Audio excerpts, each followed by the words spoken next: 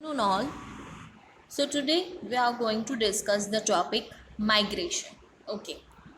Let's see first of all that migration होता क्या है. Okay. So let's proceed.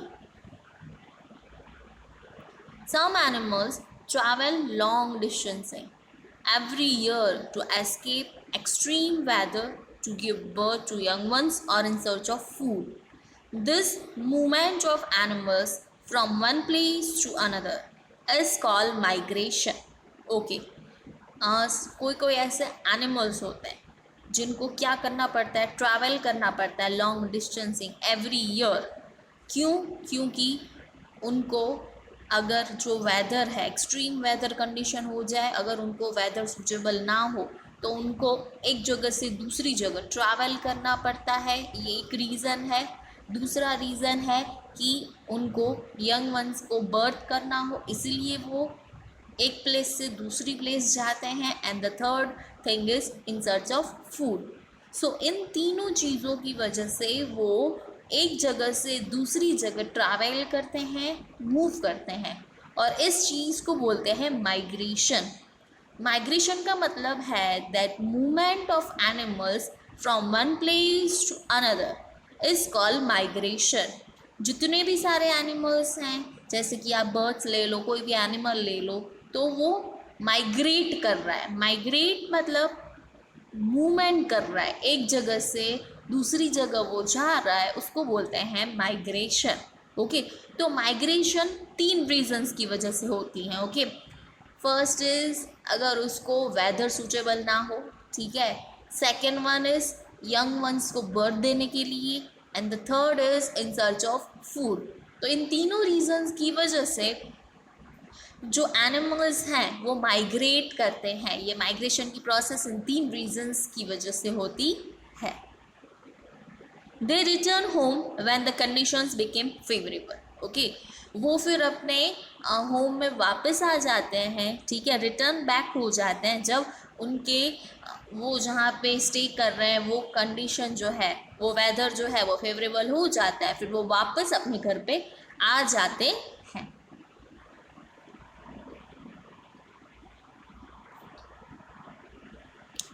So some examples of animals that migrate long distance every year are. Okay. तो यहाँ पे आपको थोड़े एग्जाम्पल्स दिए जा रहे हैं जो एवरी ईयर, हर साल माइग्रेट होते हैं लॉन्ग डिस्टेंसिंग. ठीक है, बहुत लॉन्ग डिस्टेंस से जो माइग्रेट होते हैं, एवरी ईयर की बात हो ये हर साल. तो हम उनके एग्जाम्पल्स देखते हैं. So first one is the Arctic terns migrate every winter from the Arctic region to the Antarctic region where it is summer at that time. They make the longest migration of about 35,000 kilometer. Okay. ये Arctic turn आप देख रहे हो. Arctic turn क्या है? One type of bird है, ठीक है. वो क्या करता है, जब विंटर सीजन होती है आर्टिक रीजन में, वो इनिशियली कहाँ रहता है? आर्टिक रीजन में. उसका नाम आर्टिक टर्न है, बर्ड है, वो आर्टिक रीजन में रहता है. ओके. तो एवरी ईयर जब भी आर्टिक रीजन में विंटर सीजन होती है, ठीक है, तो वो बर्ड क्या करता है? एंटार्क्टिक रीजन में चला जाता है. क्यों? क्योंकि जब आर्टिक रीजन में विंटर सीजन होती है तभी एंटार्क्टिक रीजन में समर सीजन होती है उसी टाइम पे. इसीलिए इस बर्ड को विंटर सीजन सूट नहीं होती है. इसीलिए जहाँ पे समर होती है, समर का क्लाइमेट होता है, वहाँ पे ये बर्ड माइग्रेट हो जाता है. तो वो आर्टिक में से एंटार्क्टिक रीजन में चला जाता है. और आप देख सकते हो कितना बड़ा लॉन्ग डिस्टेंस है, लॉन्गेस्ट माइग्रेशन है. कितने किलोमीटर्स है? 35,000 किलोमीटर्स है. ओके. सो ये लॉन्गेस्ट माइग्रेशन है. आप अच्छे से याद कर लो कि कितने किलोमीटर्स वो माइग्रेट कर रहा है. Now second is eels swim from fresh water to salt water to lay eggs. When the eggs hatch, the young eels travel back to the fresh water. Okay. Now second example eel का दिया गया है कि ये जो eels हैं वो fresh water में रहती हैं, ठीक है. तो जब भी उनको एग्स ले करने हो तो वो कहाँ चले जाते हैं? सॉल्ट वाटर में चले जाते हैं। वो रहते हैं फ्रेश वाटर में ईल्स, लेकिन जब उनको एग्स ले करने होते हैं तब वो सॉल्ट वाटर में चली जाती हैं। और जब एग्स हैच हो जाते हैं, मतलब टूट के बाहर टूट जाते हैं, जब एग्स हैच हो जाते हैं तब जो यंग ईल होती है वो वापस से back to the fresh water, वापस से फ्रेश वाटर में आ जाती है। सो फर्स्ट हमने एग्जाम्पल देखा आर्टिक टर्न का, सेकेंड है eel. Now third one is locust are migratory insects. Okay, first हमने बर्ड देखा, सेकेंड वन हमने ईल देखी, now third is insects. Let's see. They move in huge swarms from one place to another to feed themselves. Okay, ये जो locust है, ये insects हैं, ये क्या करते हैं? एक प्लेस से दूसरी प्लेस जाते हैं खाने के लिए, ठीक है, फीड देमसेल्व्स, खुद का खाना ढूंढने के लिए, इन सर्च ऑफ फूड वो प्लेस चेंज करते हैं।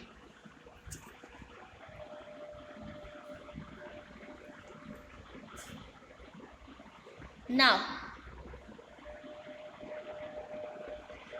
Next one is European stocks.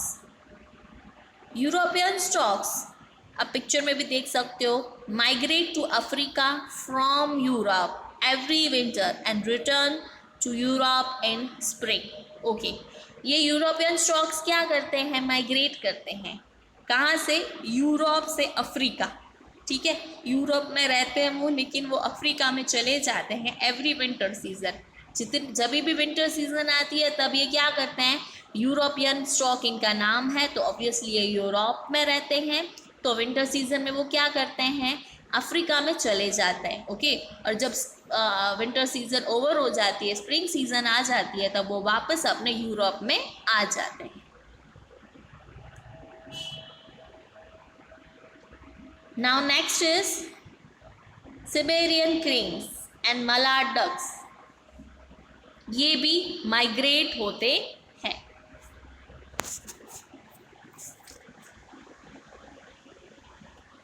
Now migrating animals find their way by orienting themselves with the help of the sun and stars. Some animals take the help of the sea currents.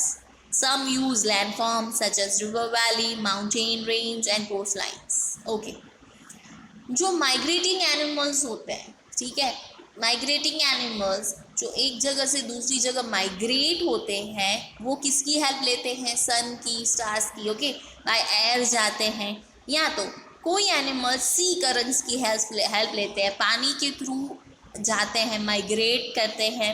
Okay, and some use करते हैं river valley use करते हैं, कोई mountain range and कोई coast line. तो ये सारी चीज़ें उनको यूज़ करनी होती है एक जगह से दूसरी जगह माइग्रेट करने के लिए। ओके, सो बहुत सारे ऐसे एनिमल्स हैं जो माइग्रेशन करते हैं because of the 3 reasons. First one is climatic conditions, okay, second one is in search of food and third is to give birth to young one. Okay, इन तीनों रीजन्स की वजह से सम एनिमल्स, ऐसा नहीं है कि सारे एनिमल्स माइग्रेट करते हैं, कुछ एनिमल्स जो हैं वो माइग्रेशन करते हैं। और माइग्रेशन मतलब लॉन्ग डिस्टेंस का भी किसी का होता है माइग्रेशन, एंड शॉर्ट डिस्टेंस का भी होता है, डिपेंड्स कि उनकी सिचुएशन क्या है। सो माइग्रेशन बहुत ही ज़रूरी है।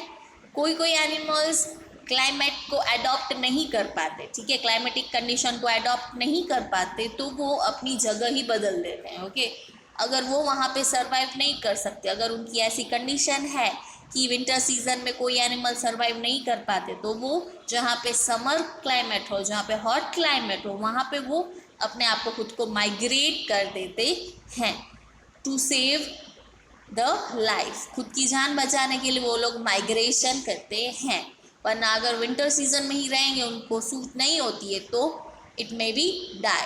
सो माइग्रेशन इन 3 रीजन्स की वजह से होता है। सो some animals migrate. Okay, so यहाँ पे हमारा chapter number 8 is complete, and so